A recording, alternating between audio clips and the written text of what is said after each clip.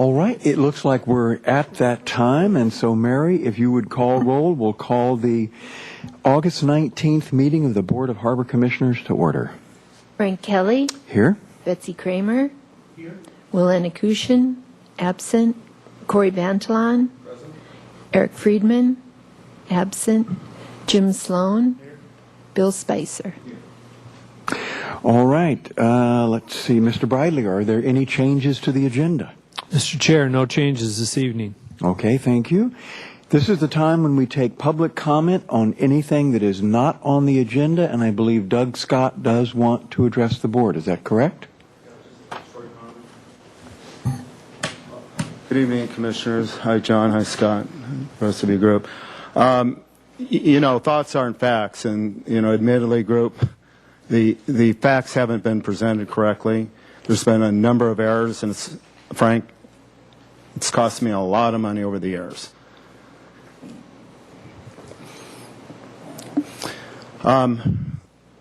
What should I do? Send you a bill? Hello? I am not sure what you're talking about. Well, I'm talking about there's been some serious mistakes. I brought them to your attention. I brought them to the attention of both John and Scott. It's not a question of debate opinions. You don't debate facts, and the facts don't bode very well for the city right now in my situation. So, you know, I've made the city over $500,000 because of my efforts in being stubborn, dogmatic, and assertive in bringing forth some great plans. Now, you know how much money it's cost me in the last year and a half. I'm sitting on a $500,000 loss. Those tables aren't fair. So the best thing for me to do is send a report, have you guys look at the report, and then we'll go from there. Well, I'm not comfortable with what happened last month, Frank. All I can say is we went through a very open public process. There's a committee that looked at all of the applications, and I'm very sorry. That is a closed, done deal. If that's no true, recourse. then there's no problem, okay? Okay. Okay, that's one issue, but we brought up the other issue tonight. Thanks, Commissioners. Okay. All right. So now we will go on to the Harbor Commission matters, the Harbor Commission rules. Mr. Chair, members of the Commission, at the last Harbor Commission meeting, we talked about the possibility of agendizing the Harbor Commission rules with the intent to review them and consider any changes, given that there has been an expansion to the number of board members. And based on that, there was some interest in looking at those rules. So I just quickly looked at them in relationship to the expanded number of board members. And the one in particular that we talked about was committee membership. That's in Section 3. And there was, because of the expansion, the ability, if you will, for there to be an expansion to the number of members who could participate on a committee. Previously, under quorum issues, we could only have 2, but now that we're expanded to 7, we could have 3, in that 4 members of the Harbor Commission would constitute a quorum. So 3 members participating on any of our given committees could or would be appropriate. Then the only other provision that I saw that related specifically to an expansion, meaning numbers of participants on either committees or changes for rules and regulations, was related to the special meeting provision, again in Section 3, which takes a number of commissioners who could call a special meeting, which would be currently 2. You could expand that to 3 if you wanted to. Again, it wouldn't be a quorum. There's probably it's more advantageous to only have 2. You don't have to get 3 people to put an item or to call a meeting of the commission, but I just wanted to point that out. Having said all of that, if any of you in reviewing the board's rules thought there was changes that could be appropriate or timely, this would be an opportunity to review and consider them. But the only two that I just spoke to jumped out at me as the ones that related to the expansion of the board. Okay, thank you, Mr. Bradley. Do any of the commissioners want? Commissioner, excuse me, blanked out in my brain there, so I am now talking to. You'll have to help me. Okay, Betsy Kramer. Thank you. Don't let me give you a tour of my office. People I've worked with for 20 years can't get their names right. Commissioner Kramer. Okay. I have a few little verbal suggestions.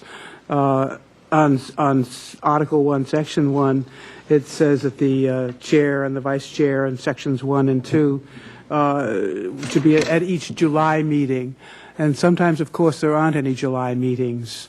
And maybe there should be a clause following that, or if no July meeting, at the next regularly held meeting would be a little bit more accurate, perhaps. And then I think that there should be 3 on the committees, and it's my personal feeling. I don't know whether anybody else feels that way. And then on Section Article 2 and Section 4, I think it would be helpful if notice of any of the special meetings or the subcommittee meetings were emailed to all the harbor commissioners. We did have the discussion last year or so that we can attend those meetings as members of the public. And some of us don't get down to the harbor to see the regularly posted notices. And so if there was a statement added that notice of all special meetings shall be emailed to harbor commissioners by the Waterfront Director's Office. Then my own feeling is that it should remain under Section 3, that same Article 2, should remain 2 members. And see, I had also on Article 3, Section 4B, when it says determined by a vote of 2/3 of the total body, or if 2/3 is not present by unanimous vote. Well, 2/3 would be 4.33, and maybe I don't feel sometimes fully operating, but wouldn't it be better to say a total of 5, perhaps, or 4, or rather than 4.33?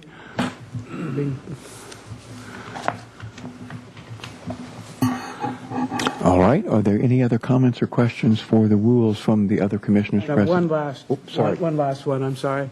Under Article 3, and I'm sorry, law school comes to the fore in doing this. I'm being very picky. But Article 3, Section 2, placing items on the agenda, is not clear. It says that we contact, or any of us can contact the waterfront directors to have something put on the agenda, that we may do so. But it doesn't say that they would be on the agenda if we did contact you. I'm assuming that's so. A harbor commissioner may place an item on the agenda at any time prior to the preparation of the agenda for the meeting by calling the waterfront director's office. Any material pertaining to an agenda item which is to be reviewed at the meeting shall be submitted. It doesn't say that you would then place it on the agenda. Well, I think, again, the definitive of it probably needs to be part of the discussion about your request to place it. Okay. I don't know that I could say without what you're asking to be placed on the agenda for all certainty that would take place. I think it's more of a process that's intended, that you don't have to submit something in writing. You can call and we can discuss the placement on the, I think that was the intent. All right. There would be no reason for me not to place it on the agenda unless there was some Brown Act reason, some kind of procedural reason, which it couldn't be, and then I would discuss that with the commissioner. Okay, it was just not totally clear as it Right. was. Thank you. Okay, Commissioner Sloan. If I could just speak to those, just so I'm clear, Section 4, notice of regular and special meetings, that speaks to the commission meeting. That really doesn't speak to committee meetings. So Well, Section 4, notice of regular and special meetings. So Right. I just want to be clear, we aren't sending out a notice of a regular or special meeting of the Harbor Commission. We would be sending out some notice of a committee meeting. Exactly. Because you would all get notices I of a understand. regular or special meeting notice.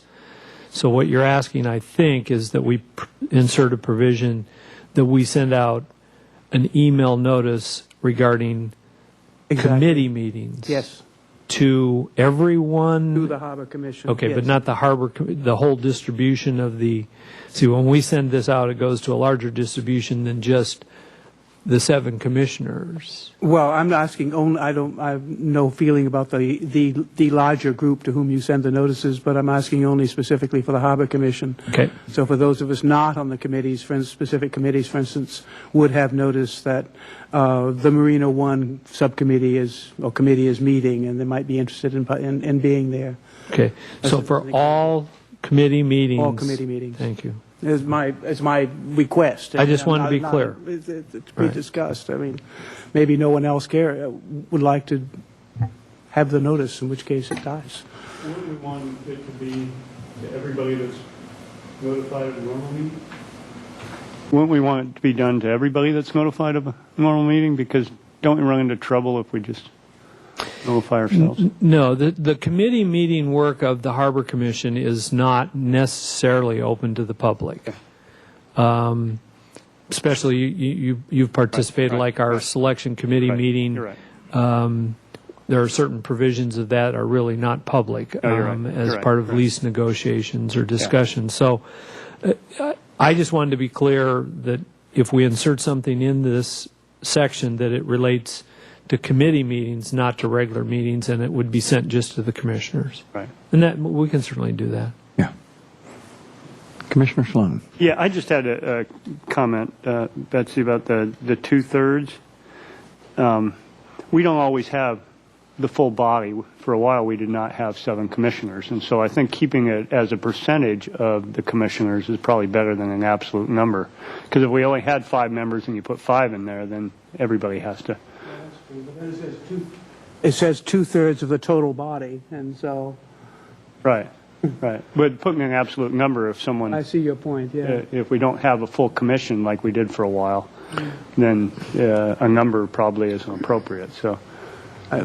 I would agree, and I was going to Okay. bring that issue up. I don't think we can go with an absolute, or we will run into quorum problems when there isn't 7 of you present. Right. No problem. Yeah, other than that, that was my only comment. So if, do you want to make a motion to that effect? Or?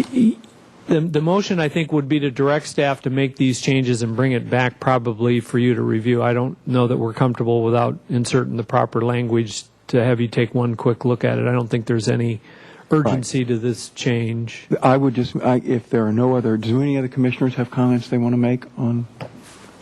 That I think it's Section 2, Article 2, Section 3, the special meetings. I believe that should stay 2 because if it has to go to 3, then there's a Serial Brown Act violation implied. If someone's trying to organize something, they have to talk with one commissioner about it and then talk to another commissioner, which is now you're starting up the Serial Brown Act, aren't you? No, not at 3, Not at 3. Oh, you have to get to 4 to. because we go to 7 again. That's right. So we've kicked it up. I still think Since it's not a majority of the commission, you're free to speak to. my feeling is that 2 members is still plenty. If 2 members of the commission feel there's something, then they should be able to trigger a meeting. Right. Anyway, that's mine. So, Betsy, do you want to? Okay. Corey? If the commission were to go back to 6 and you had 3 on a subcommittee, would that not trigger Brown Act implications or violations? Commissioner Bandelin, yes, it would. But again, it doesn't matter how many are in attendance. We have 7 on the board. They would probably never pick 6 because that would leave us in a situation where we have split votes on a regular basis. So we're either going to have 5 or we're going to have 7 going forward.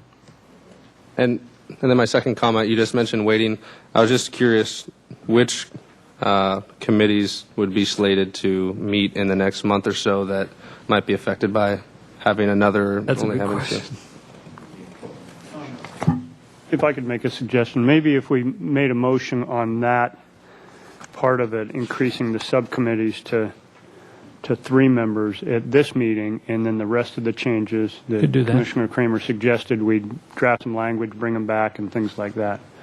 So I guess the motion I would like to make is that we, in Article 1, Section 3, we increase it to membership shall consist of no more than 3 members of the commission appointed by the Board of Harbor Commissioners. And I'll second it. Any further discussion? All those in favor say aye. Aye. Opposed? Okay, there's one. And then, Betsy, do you want to make a motion on the other parts? Well, I think the motion would be to direct staff to return to us with these suggested changes. Language for the changes, correct. Any further discussion? Okay, all those in favor say aye. Aye. Aye. Opposed? Okay. Only one question. In Article 5, the effective date, John, when the rules have been approved by the Santa Barbara City Council, so have what we just voted on have to wait for the City Council to approve it? No, not in terms of, we'll just forward these on to them and let them know that you've made changes. They Okay. don't effectively, they kind of more or less bless it pro forma. It's not something they'll take formal action on. Okay. I went ahead and took a shot and I would be happy to offer this as committee assignments, and then let people say, no, I don't like that one, but this would move us along quickly. Budget commissioner would be Commissioner Kramer and I would recommend adding Commissioner Spicer. That gives us 3 on budget. Basically, I'm going to take them all up to 3. And on the chartering and business activity permit would remain Spicer, Sloan, and Bantalin would be added to that one. Then dredging would be Commissioners Friedman and Akuchin and Bantalin added to that one.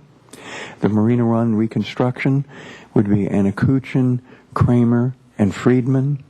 And then the RFP selection committee would remain Spicer, Sloan, and Bantalin would be added to that one. Do any commissioners have committees they would like to be on or not like to be on as proposed? Commissioner Bantalin. Just have a quick comment. You mentioned chartering business activity permit, that I would stay on that. I actually wasn't on that. I know there was a little bit of confusion between staff. I think that would be Spicer, Sloan, and Kramer. I think Commissioner Kramer mentioned she wanted that last. What I was trying to do is go ahead, Betsy. I only got on it when Commissioner Sloan was apparently not on it. When we had a limbo for a month. So that I'm trying to keep it where everybody's evenly divided amongst their committee obligations. And so if that's okay with you. Just one last comment. In reference to dredging, I would actually prefer not to be on that. I'll be working with Commissioner Friedman and just don't want any sort of Brown Act implications, if there may be, just to make that easier. Mr. Chair, if I might weigh in as the commission deliberates this, certainly I think the intent was to allow up to 3, not to require up to 3. Giving an example on dredging, I can't remember the last time we've met on the dredging committee, so I don't know why there would be the need to have 3. We haven't even had the need to have 2 for years. This committee was formed back when we were in the process of considering acquiring a dredge and operating it ourselves. And that committee was very active at that time. But since that time, we've had, fortunately, no need necessarily for the dredging committee. The other committees are more active, obviously, and it would be up to the commission and the participants if you want to bring the numbers up to 3. Staff, as we said at the last meeting, doesn't feel that 3 is necessary, but certainly if there's an interest on behalf of 3 to participate, this would be the opportunity given the expansion in board size. How does the commission feel? I mean, we just voted on it. I think that's a good recommendation. So let's just leave dredging at 2, Okay. and I would move to adopt the committees as you recommended. I will second that. Any discussion? I had one thing. Okay, Commissioner Spicer. I respect you nominating me or for the budget. I was just going to ask if Jim wanted that position. With his background and the meetings I've sat in with him, I just thought that would be appropriate. Yeah, I'd be more than happy. Then, Would you like to take would you two like to switch then on the chartering and business activity permit? Frankly, I'm comfortable being. Oh, you're already on that one, so I can't put you on it VAP twice. And the RFP committees. Okay, all right. So then the Business Activity Commission, well then just on budget, we Would just take Spicer out and put Sloan in. Do you want me to read those again for you, Mary? You got it. Okay. So if everybody's clear on that, that's the only change. From the way I read them is Commissioner Bantalan will not go on dredging. That would just be Friedman and Anakuchin. And to the Budget Committee, rather than Spicer, we would add Commissioner Sloan. And that's the way the vote has been, the motion has been prepared and seconded. So if there's not any further discussion, we'll go ahead and take the vote. Yes, yes. So all those in favor, say aye. Aye. Aye. Opposed? Passes unanimously. Okay, so now we are off to approval of the minutes, I think, real quickly. Is that where we are? Yes. So is there a motion to approve the minutes from the July 15? I'll move to approve the minutes of the July 15th meeting. Is there a second? Okay. Any discussion? All those in favor, say aye. Aye. Opposed? Okay. Director's update. Mr. Chair, members of the Commission, I don't have really much this evening, but I would like to talk a little bit about next month. Council actions, basically we do our annual update to the municipal code, and we've gone through those changes with you, and Mick has moved that on to the City Council for consideration and approval.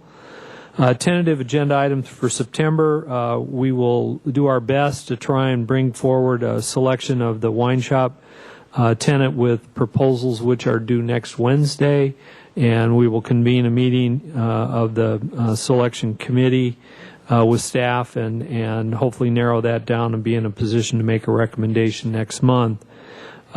We really are going to get a report from Carl this month regarding the second phase of Marina One project, so that item will come off. And then a small request for proposal in the office building in the Marine Center structure, Marine Center building. We have an office space that will be available. The other item we need to add for next month, and I know this seems very soon, it's soon to us, is our capital improvement project list. Based on an accelerated schedule directed by the city administrator, we are going to have to begin to update our capital improvement project list for the upcoming budget. This is very early in the year for us to be doing this in September because, as you know, the budget isn't adopted until June of next year. But that's the schedule he's asked departments to operate on, and we need to have Harbor Commission's review into that input process as soon as next month. So we'll endeavor to bring that forward, and if we need another month maybe to review it, that might be appropriate, but shouldn't be too big a change from previous years. And I think that's the items for next month. All right. Any questions or comments? Then we're off to the Business Services Report. Good evening, Mr. Chair, Commissioners. Tonight's report focuses on the fiscal year 2010 budget performance, which will cover the period from July 1st, 2009 through June 30th, 2010, And just for the benefit of the public that may be watching, we always like to clarify and reiterate that the Waterfront Department is an enterprise fund, does not receive tax revenue, is virtually entirely dependent on user fees, and the three main sources of revenue are rental income, including Stearns Wharf, parking fees, and marina fees. Looking at the overall fiscal year 2010 revenue by program, property management was under budget by approximately $167,000. That we were virtually 100% occupied, except for the wine tasting room vacancy. So it's not an issue of vacancy; it's an issue of our percentage rent tenants performing less than we expected. Not surprising, given that visitorship to Santa Barbara is down and the economy hasn't recovered yet. Additionally, financial management, that's just interest income from our operating reserves, was higher than budgeted, which somewhat made up for the property management being down.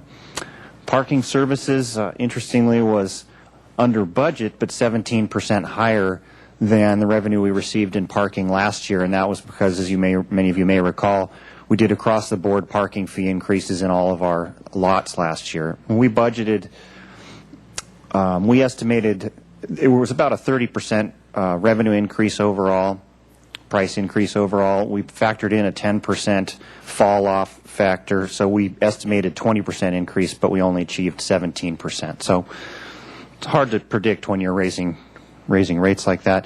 And marina management came in $94,000 ahead of budget, largely to somewhat of a rebound in slip transfer fee revenue that occurred.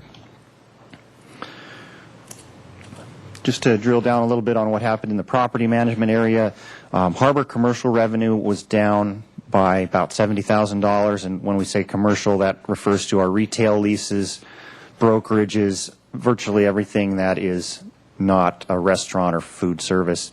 Again, wharf commercial was down as well, and Stearns Wharf food service was down as well. So that was the majority of the shortfall that we saw in the property management side of things.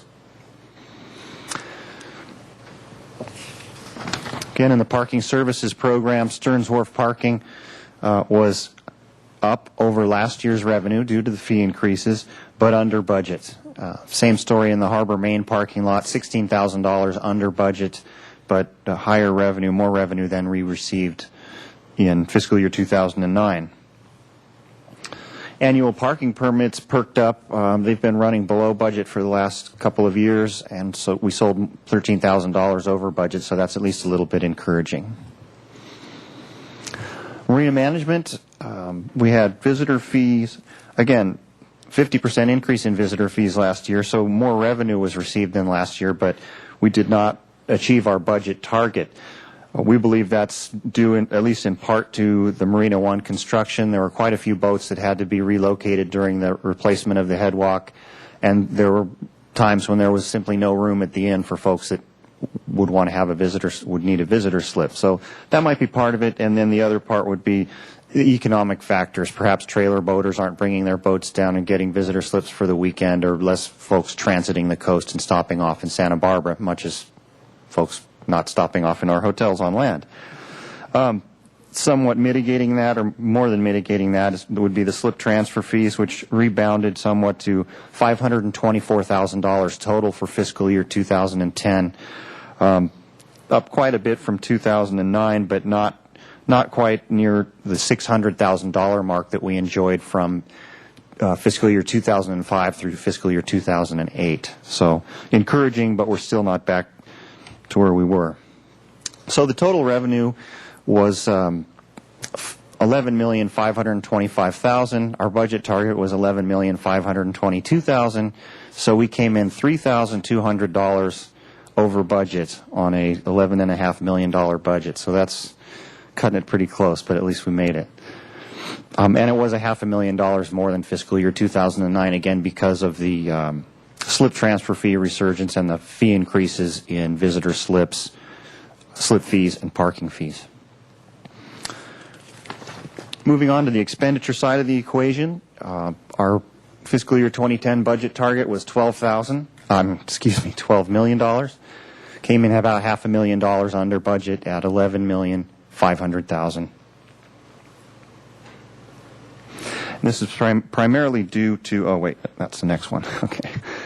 The salaries and benefits line item came in $212,000 below budget. That's primarily due to the furlough savings, which was right around $130,000, I believe. But it was also due to employee turnover. We had some vacancies in the parking program, also the facilities maintenance program. We had a supervisor retire who has still not been replaced. We're doing some restructuring there. So there was considerable salaries and benefits savings due to the furlough and due to employee turnover. Supplies and services came in right on target within less than 2% of a variance. So to summarize the FY 2010 expenditures, salaries and benefits, again, that was due to furloughs and vacancies. Supplies and services was on target. The $1.1 million, that was a transfer to fund capital projects from the operating fund to the capital fund. Appropriated reserve, we were able to not use $80,000, so achieve a savings there. And the final, down near the bottom, other expenditures consists of special projects, which is the beach lifeguard program, community promotions, which is the new July 4th fireworks program that Waterfront is responsible for, and also equipment, our equipment budget. So again, $500,000, right above $500,000 under budget on expenditures and right on target in terms of revenue. In terms of expenditures by program, the Waterfront Department is divided up into 9 different programs. Administration and Community Relations came in $200,000 under budget, and that was primarily due to $72,000 savings in debt service on principal and interest. It was budgeted incorrectly at the beginning of the year. Again, the $80,000 savings in appropriated reserves and $20,000 in furlough. And then the other significant savings there was under wharf maintenance, $118,000. And again, that was due to the retirement of the wharf supervisor, which occurred in June of last year and still has not been replaced.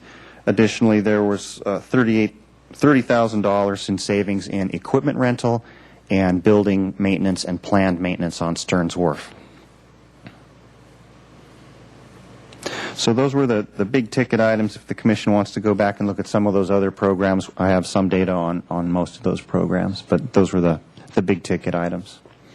So the next steps budgetarily, like John mentioned, accelerated capital improvement program, capital improvement plan we're going to bring to you in September. Then in 2011 calendar year, we'll start off in January with a mid-year budget review and projections, estimates for where we'll be at year end. We use that as the foundation for our 2012 budget. So we'll be bringing you the 2012 budget issues in February, and if all goes according to schedule, bringing you a 2012 budget recommendation in March. And that concludes my presentation. I'd be happy to answer any questions. Thank you, Scott. Are there any questions? Commissioner Sloan.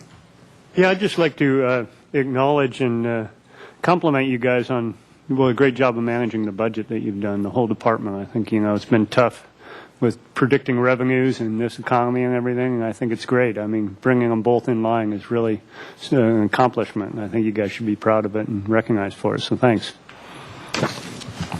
All right. Any other comments or questions? Commissioner Spicer. I echo Commissioner Sloan. I also was curious, you said that the wharf supervisor position hasn't been filled, and does that cause any strain on any of the other employees? Chairman Kelly, Commissioner Spicer, we did a minor restructuring out on the wharf. Our supervisor was downclassed to what's called a crew leader. That's the next position down. We felt we could manage the wharf adequately with that level of supervision, and our maintenance superintendent and our other maintenance supervisor have kind of taken on a few more tasks. So we've actually filled the position as a crew leader. Just yesterday, as a matter of fact, we hired our final person that had created some vacancies down the line. So in this next fiscal year, we have a fully staffed division for the first time in quite a while. Great. Thank you.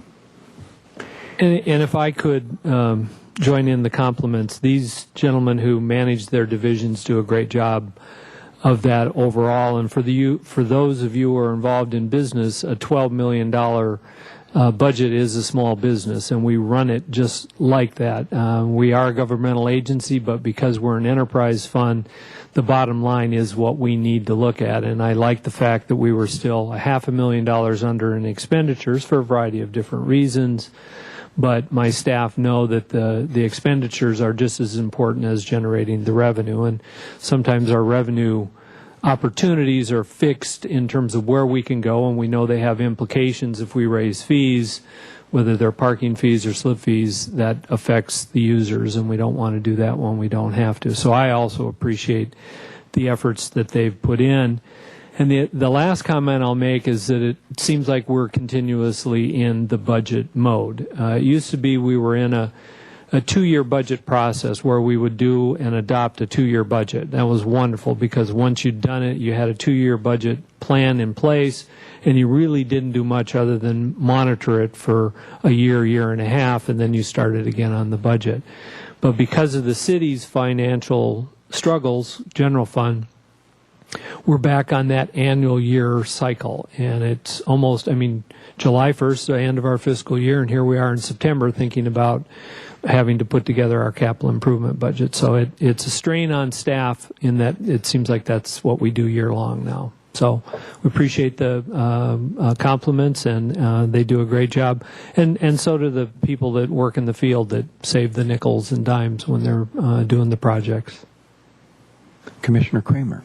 And I was going to join in the praise and think it's great. And what's the situation for this coming year, Mr. Bradley, in terms of the furloughs and so forth? Is your department going to have furloughs as the past? We are currently under furlough. We will have another 5% furlough for the majority. I think it's managers, and then I think for supervisors it's 6.5%, and generals I think are 5% also. So somewhere between 5 and 6.5% of our salary will be furloughed. So once again, starting July 1st, we began a new year of furloughs. Thank you. Scott, if there are no further comments or questions, I just wanted to ask one question. There was a non-capitalized equipment savings that we had. Was there some piece of equipment that we thought we needed that we didn't pick up? Chairman Kelly, we rent quite a bit of equipment, like the man lift, and we just didn't use it as often. We split that cost between the harbor and the wharf, and there was just not the need on the wharf that there had been in the past couple of years. And it's pretty expensive equipment, so it was a fairly significant savings this last fiscal year. Okay, thank you. And then I have one other comment. On the slip transfer fees, do we track the actual number of transfers? I'm sure we do, so that we don't get tripped up by looking just at the revenue number. And maybe, I don't know, maybe they're very large vessels or slips that are transferring, and it's a small number. So would it be, I think it might be helpful, it would be helpful for me, if we had the number as a reference also, the number of transfers, so that we can see that number in conjunction with the funds, and then we don't end up like Sacramento with a few big transfers that are actually pushing the ball, and then that stops and it falls again. Does that make sense? Yes, it does, Chairman Kelly. We've brought that forward to you, I believe, one time previously when you requested it a couple of years ago, and we ran those numbers at mid-year as well, mid-year 2010. And it was across the board. They were pretty well evenly scattered. But I think appropriate time to bring that forward would be at the mid-year review, and we can bring you the amount of dollars in slip transfer fees and the number of slips transferred. Thank you. That'd be excellent. Are there any more questions or comments? Commissioner Bantalan. One quick question. I don't know if everybody has the liberty of having this, but salaries and benefits, I noticed for fiscal year 2011, slated to be about $5.65 million, and they were $5.3 million fiscal year 2010. Does that just reflect being fully staffed out in the coming year? And I apologize. Like I said, I don't know that everybody has this, but. All right. Mr. Chair, Commissioner Bantalan, is that fiscal year 2011, that pie chart? Yeah, that's correct. Okay. That probably reflects no furlough, because when that chart was produced and we were going through the budget deliberations, the negotiations had not concluded with the bargaining units, and the furlough was still an open question, so we were instructed to budget without any furloughs. Okay, so this will likely be revised down then. Okay. That's correct. Thank you. All right. Very good comments and questions. And just to make it unanimous, on behalf of the Harbor Commission, I would like to again compliment the staff. I think it's excellent work that you're doing. And Mr. Bradley, I want to put you in there as well, because the staff is as good as its general. And the staff then makes the general look very good. So it's a two-handed street. Facilities management report. Good evening, Chairman Kelly and Commissioners. Now that Phase 1 of the Marina One construction project's over, I'm going to provide a little update on the next several phases. I'm sorry. It's down.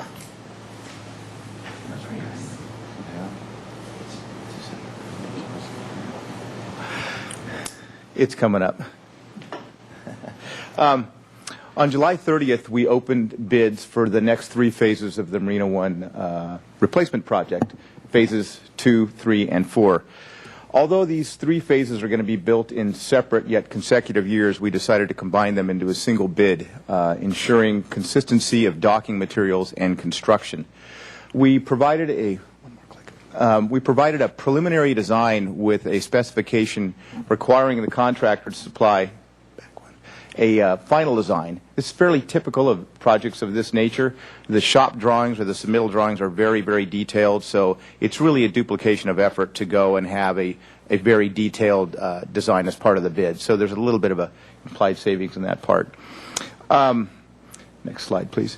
Bellingham Marine Incorporated submitted a low bid of $4,215,000, slightly less than our cost estimate. Bellingham Marine, or BMI as we commonly refer them to, they were the subcontractor on Phase 1. They also do their own construction, and so they were the low bidder. The way the bid broke down is we broke it down into each phase with several other components. Phase 2, $1.6 million. Phase 3 is end finger alone, $850,000. Phase 4 L&M fingers at about $1.4 million. And since phases 3 and 4 in outlying years, we included a line item for potential escalation or de-escalation. And this was in anticipation of construction cost variability, and it kind of helps the contractor look out into the future and try and sharpen his pencil without having to inflate their prices, anticipating what those costs would be. So we hope that's going to help us out in the future. We have a standard change order authority of 10%, so for all 3 phases, that's $400,000. And we also, next slide, had an alternate bid item of the extension of P-Finger. On December 17th, 2009, we brought this alternate to the Harbor Commission. Harbor Commission recommended that we pursue this. The cost is $164,000. It adds 4 new slips, 2 slips about 50 feet. Long on the east side and 2 slips 30 feet long on the west side. The end tie remains the same. We did a fairly thorough analysis when we brought this to the Commission back in December, making sure we met all the navigational guidelines for this. Next slide, please. And one more. In April of 2009, we received a loan from the California Department of Boating and Waterways for $5,500,000. The actual cost of Phase 1, which we just found out, was $1,996,000, leaving us a loan fund balance of $3.5 million. Next slide. We have adequate funds to go ahead and pursue Phases 2 and 3. Phases 2 and 3, with all the contingency items, is about $3.2 million. It's about leaves us with a loan funding surplus of $275,000. If we add Phase 4 to the mix with an overall cost of $5.1 million, we would need to secure an additional $1.6 million. The California Department of Boating and Waterways requires that we get approval from them for a reduced scope of work to go forward with Phases 2 and 3 under the existing loan amount. And we've made that request, and we expect an answer here in the next couple of weeks. We're going to take this. We're going to take all 4 phases to Council for award on September 14th. Phase 4 in the specifications, we do not have to issue a notice to proceed. So if for some reason we cannot secure an additional $1.6 million, likely through an additional loan from the Department of Boating and Waterways by 2013, then we're not obligated to spend that money. We will award the contract, but there's some safeguard. There's no obligation to spend the money if we can't secure it. In conversations with the Department of Boating and Waterways, we're pretty comfortable that they're going to allow the reduced scope of work. This is fairly common. Acquiring an additional $1.6 million goes before their commission. Will have to be considered like any Boating and Waterways loan. We're in pretty good position. Our project is completely permitted. We're under construction. We feel fairly comfortable that this will be something that Boating and Waterways Commission would support.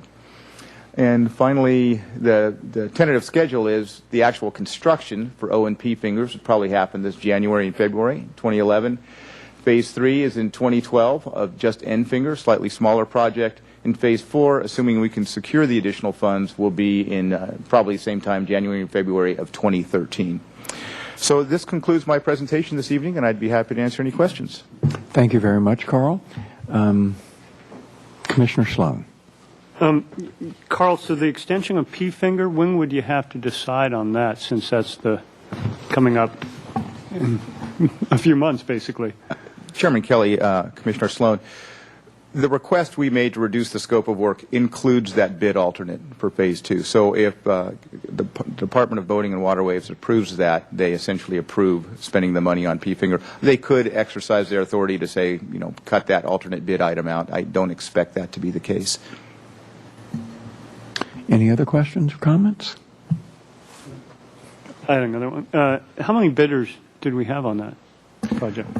Commissioner Sloan, we had 3 bidders. Low bid was $4.2 million. We had another bid of about $4.8 million by Shock, a local contractor, and then the previous contractor bid somewhere well over $5 million. So BMI was the low bid by quite a bit. Great, thanks. All right. If Mr. Chair, just before we conclude this item, you know, when you look up there and you see a big red number that says $1.6 million, it makes me nervous as to how can we afford it. So you will have the opportunity as we move forward, and Scott and Carl have already begun this analysis on what that debt service will mean to us from a budgetary standpoint, what adjustments we will need to make to our capital improvement program if necessary, or to our revenue side of adjusting fees. So you will get that as part of the upcoming budget process, which will still be timely in relationship to making the decision because Phase 4 is 2 years away. So just wanted you to know we're not committing to anything. We bid it so that Phase 4 is an alternate. We will have to make the decision, as Commissioner Sloan pointed out, on P-Finger because that's part of Phase 2. Thank you. And if I remembered correctly, Commissioner Bradley, we do have an opportunity in 2013. Correct me if I'm wrong. There's some restructuring of debt that may be possible in 2013. I believe 13 is correct. Okay. So all of that will come up in the budget cycle, and we'll see what it looks like. So, thumbs up. Interest rates are good. Okay. So the Harbor Operations Report. Good evening, Mr. Chair and Commissioners. I've spoken to you the last couple of months, or for a few months now, about the development of an information distribution system in the harbor that complements our reverse 911 system, and I'm happy to report to you tonight that we've finalized an agreement with Blackboard Connect for $4,800 for an initial year to test the system and see if it works for us. We have an option at no cost to opt out if it doesn't working for us, and we have an option to continue that annual agreement at the end of a year if we choose to. That will allow us to access 1,600 phone numbers in the greater waterfront, both tenants and slip permittees. Our training will begin right away on this, beginning next week. Our administrative supervisor and myself are going to be trained on data management and data upload and how to get the numbers to this web-based program and company that operates it. And then, of course, we'll have a separate training for how to develop messages, send messages, and what have you. And to remind what I've said before, this is to be used for non-emergency information distribution, things like dock repairs, electrical outages, boat relocations, and what have you. It won't be used for emergency use, and it won't be used to announce that the parade of lights is coming. It will be sort of somewhere in between. We We want to use it judiciously, but we want to use it appropriately as well. So this will be our test year, and later this fall, early winter, we'll have you'll see a Dock Lines article about it. We'll start sort of rolling out the public information side of the program. We'll also conduct a test run of the program, field test it sometime this winter, hopefully, and then we'll conduct a survey, just like we did with the reverse 911 system, see what bugs there are and whether people like it and believe it's appropriate, get their ideas on how and when it should be used, and we'll carry forward from there. So the big news is that we do have an agreement. We're moving forward, and hopefully within a few months, your phone might ring with a test message. It's, with fall approaching rather quickly, September right around the corner, it's not without value, I think, to look back at our boating season, and it has been a vigorous one at the harbor. July, in particular, was quite busy in the middle of the month. Santa Barbara was the home to the Junior Olympic Sailboat Competition. It was a 4-day competition, and I can tell you, and other boaters sitting at the table here can tell you, and I'm sure you can tell us, that it was very busy at the harbor for several days, beginning on a Thursday. I think it was the weekend of the 15th and going through Sunday. All the boats were very small, and therefore there were trailers associated, and the launch ramp was a zoo, to say the least. But it all worked out. In fact, and since then we've had great discussions with the Yacht Club about what we can do to help them in relative to communications and staging, and what they can do on their half to make things run smoother. So everything's always a work in progress on these deals, and we expect that we will host several more of these types of events, and they will run smoother and smoother all the time. The highlight of the boating season, of course, was the King Harbor race, and that included 115 boats that left Santa Barbara Harbor on July 30th on the traditional 81-mile jaunt, if you will, to King Harbor in Redondo. Very mild to modest winds this year. There were several dropouts. People got a little bored by Point Doom or Santa Monica and gave up the ghost. But we had good local finishers. Larry Lavelle aboard the Rush Street finished first in his class and third overall. Larry's a perennial high finisher in this race. There were no accidents to report, unlike, I think you remember a couple years ago, we had some accidents down around Malibu. So overall, it was good for the boaters, and another great success for the King Harbor tradition. And it was also good for our marina management revenues, as usual. This year we managed $6,700 in slip fee revenues from the visiting boats that participated in the race. And finally, on the enforcement front, I think most of you must have seen in the newspaper we had a fairly dramatic episode unfold aboard the Landshark on August 3rd, where there was a bomb scare, the details of which aren't that important to go into now, but there was a legitimate bomb scare called in, and Harbor Patrol and City Police responded. And Harbor Patrol, while the Landshark was underway and making way, that's the amphibious vehicle, it was on the water side when this occurred.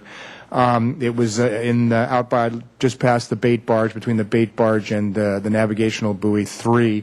Harbor Patrol came alongside, and while both vessels were underway and making way, we transported Officer Troy Kuhlman onto the Landshark, where he efficiently detained and arrested the individual who was the suspect in this case.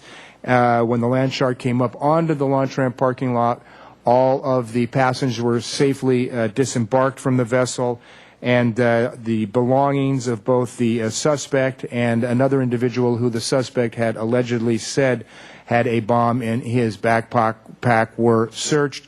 There were no explosive devices, though I can report to you the backpack of the suspect did have dangerous narcotics, illegal narcotics in them, hallucinogenic mushrooms, along with several edged weapons, including the straight edge you get shaved with at the barber shop, and an airsoft pistol, which wouldn't have been the end of the world except for the orange tip that's painted on it to distinguish it from a regular pistol had been painted black. So none of this was good stuff. He's been booked and charged on several counts, both on health and safety violations and others relative to the weapons. And of course, as always, I'd like to, on behalf of all of our staff, extend our thanks to Harbor Patrol for their very professional job and the successful outcome of this. But that being said, owing to the dramatic nature of this, and we have scheduled a debrief and lessons learned session as an entire unit in harbor operations.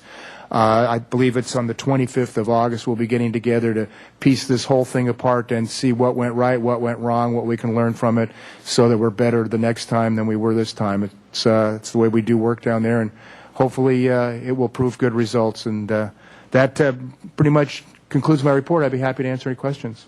Thank you, Mick. And are there any comments or questions for Mick? Excellent job on behalf of the Commission, Mick, and please congratulate your staff on the handling of a potentially very ugly situation and a very appropriate outcome. Then I think we're off now to the new business, Mary.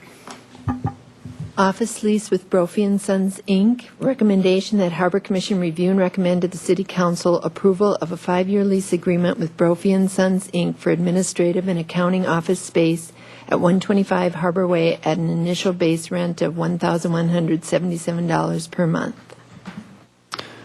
Mr. Chair, Commissioners, Brophy's has leased 2 office spaces on the second floor of the Marine Center building at 125 Harbor Way since 1996, and a 3rd office was leased to Brophy's following a request for proposal process in 2005.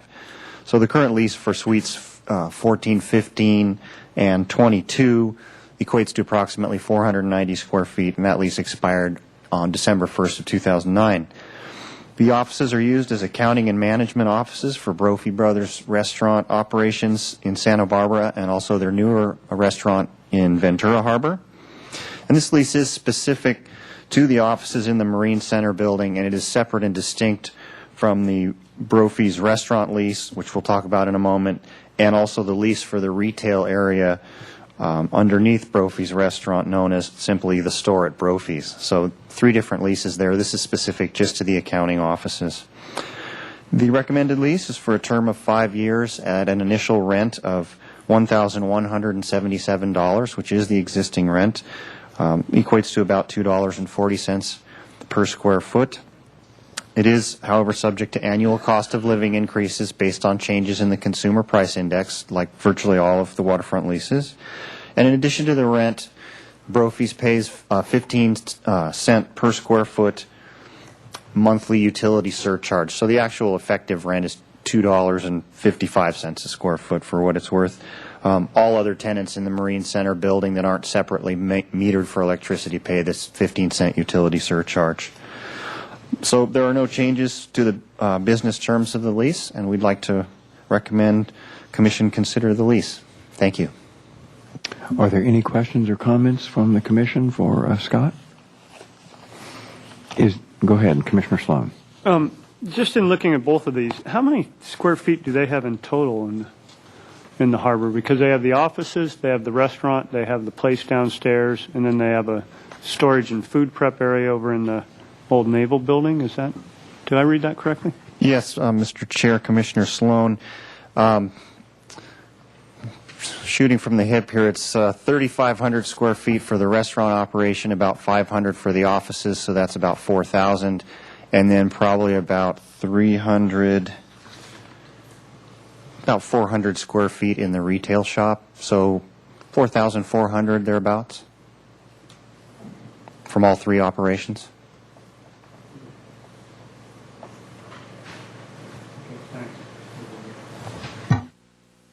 Is there a motion to approve staff's recommendation? I'd move to approve. And is there a second on that? Okay. Any further discussion now that we have a motion and an approval?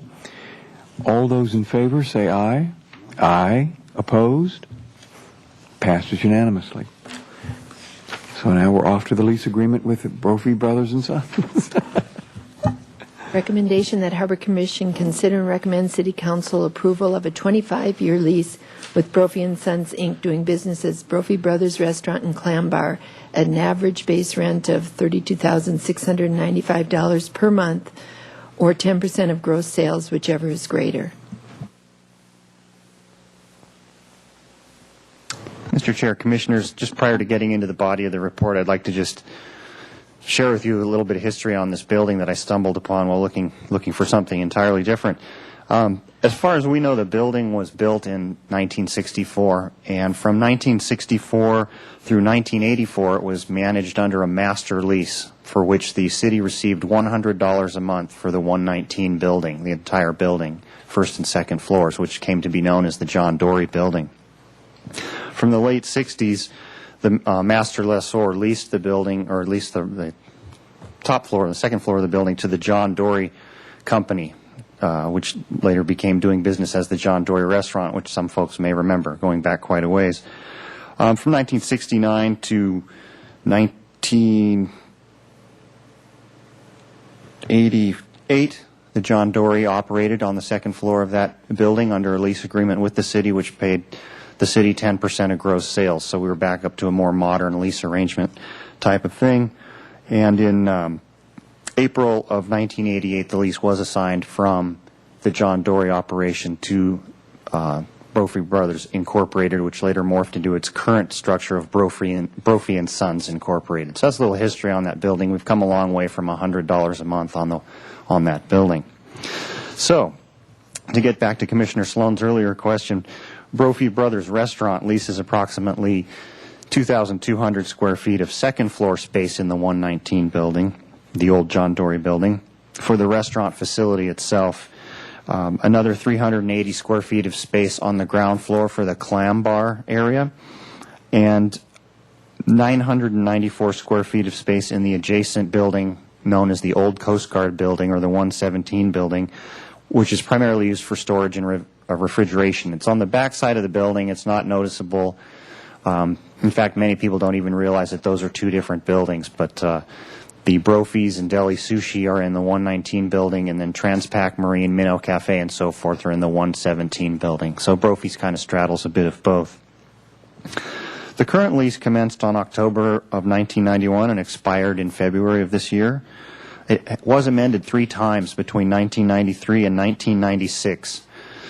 Twice to add space in the 117 building for the storage and refrigeration areas I mentioned, and once to add the downstairs clam bar area on the first floor of the 119 building.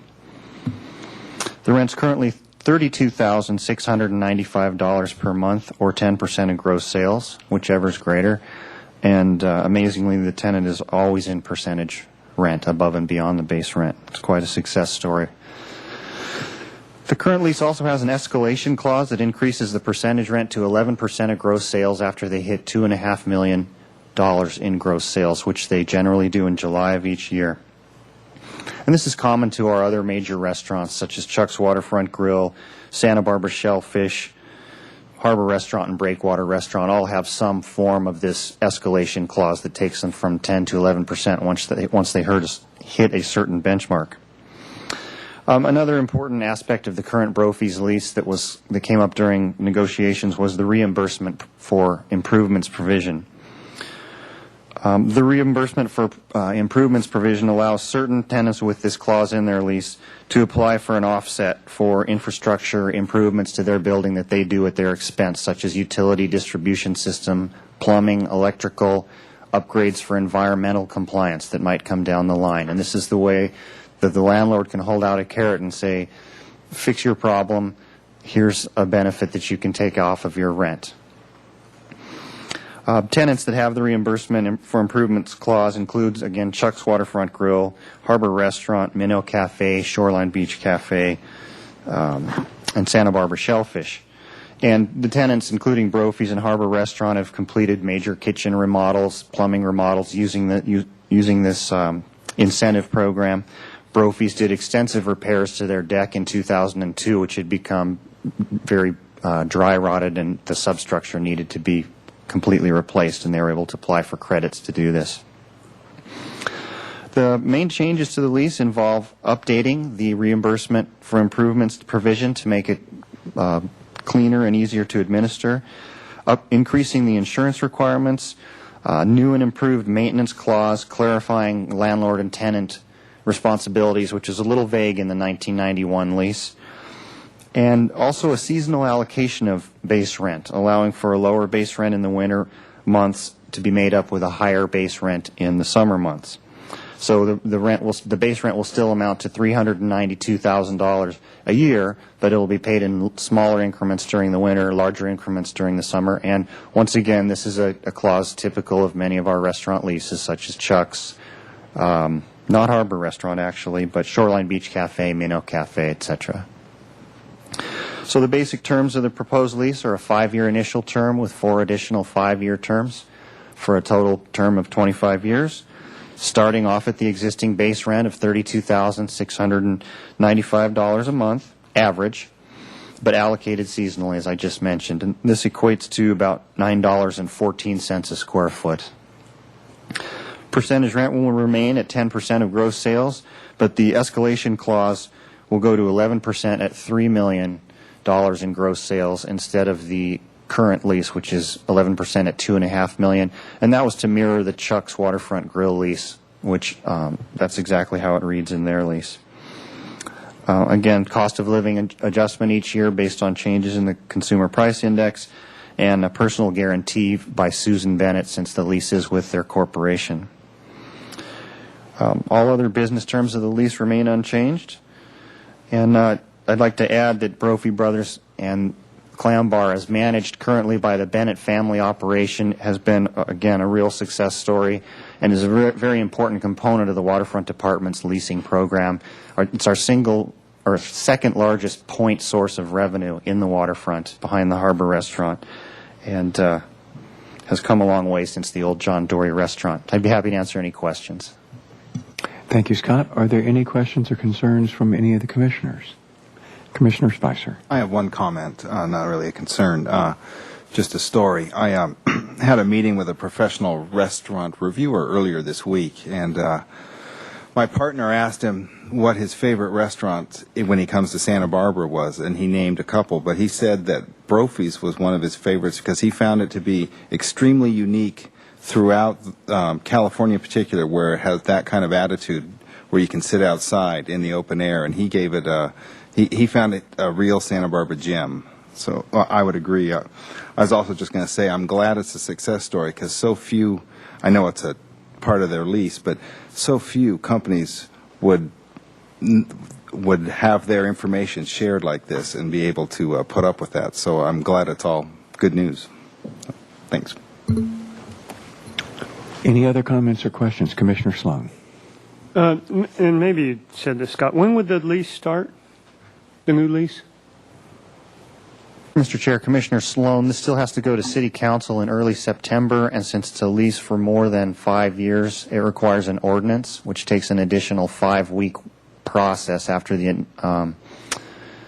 September meeting of Council. So this lease will commence when the adopting ordinance becomes effective, which will be early to mid-October. I'd move to approve the recommendation. Is there a second on that? Okay.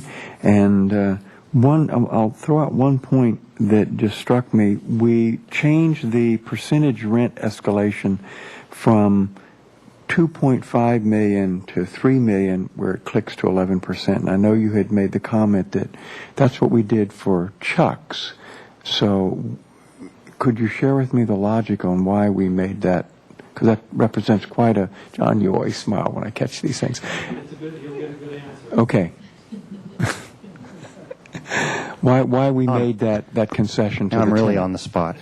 The Chuck's lease, when it was executed back in 1998, was negotiated by the staff then with the 11% at $3 million. And that was not amended recently when we went through the Chuck's lease earlier this year in March. So when we went into negotiations with Brophy's, admittedly, it was a concession. There was some give and take on this discussion. They wanted a longer term. They wanted the term that Chuck's got, which was 40 years, and we weren't willing to concede that. So this was one of the concessions in the negotiating process. Frankly, they do so well there. It's not gonna. They broke $5 million for the first time last year in this economy, and so we're not concerned about revenue loss by that minor concession. I hope that helps. It's an answer. Mr. Chair, having been involved in the negotiations with Chuck and knowing at that time the concerns on behalf of Brophy's. Here we are putting another major restaurant next door to Brophy's where there was none, admittedly. There was significant concerns on behalf of Brophy's as to the effect that that may have on their business. When this lease came up for renewal, you can imagine what they wanted was what we gave to the people next door. And I think Scott said it nicely, but really it boiled down to we want what you gave to them. Why did you give them, a new tenant, something more favorable than what we've had before? I think it's a reasonable concession, given that their numbers continue to escalate and grow every year, which I would like to think is the same for Chuck's, but it has not been as aggressive in terms of overall growth. The bigger issue was really the term. And a lot of people say, why wouldn't you give Brophy's 50 years? I mean, they're a great tenant and they do great work. The biggest issue for us relative to term is the building. The building is old, as Scott just highlighted some of the history, and it isn't good for the landlord to be in a situation when you're dealing with a very long-term lease in a building that could be falling down around the tenant. We believe with our tenant improvement, capital improvement credit, the tenant will do their best job to keep their tenant space in good working, and we will do the same as the landlord. But that building can't stand forever. That just is the reality, and I didn't want to obligate the city beyond a 25-year term. And the reimbursement credit that we gave them, I mean, I don't want to drag the whole lease out in public, but is that substantial on an annual basis or every 5 years, or how does it?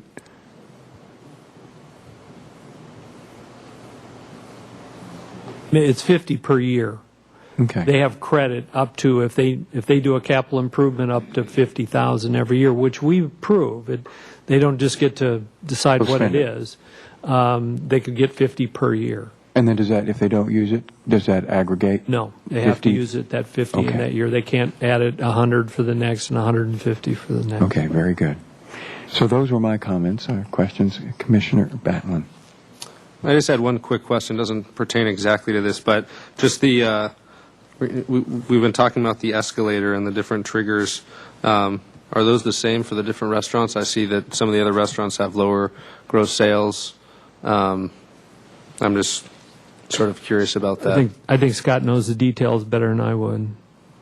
Yeah, Mr. Chair, Commissioner Bantolin, they all have different trigger points.